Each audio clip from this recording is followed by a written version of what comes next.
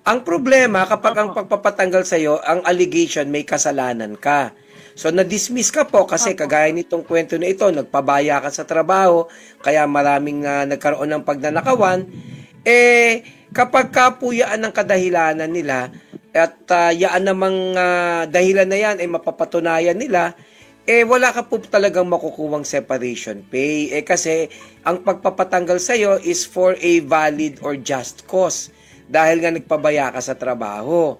Ngayon, sa kaso mo, hindi ka naman naniniwala na nagpabaya ka talaga at naniniwala ka na wala kang kasalanan, ang kailangan mong gawin, ma'am, kagaya na nabanggit ko kanina, makipag-ugnayan ka sa DOLE o kaya diretso ka na sa NLRC. Magsampa ka na po ng reklamo. Ang ground mo po, unang-una sa lahat, hindi totoo na tinanggal ka dahil ikaw ay nagpabaya. Dahil walang basihan yung aligasyon na yan. Dahil hindi mo naman trabaho, nabantayan yung mga nagnanakaw dahil hindi mo naman nakikita ginagawa nila. O pangalawa, opo, sabihin mo din doon na bukod dyan, hindi naging tama yung proseso ng pagpapaalis sa akin, basta pinaalis na lang ako. 'Di ba? So magkakaroon kayo ng mediation hearing, kakausapin yung employer mo o yung representative at gagawa sila ng paraan baka sakaling bayaran ka na.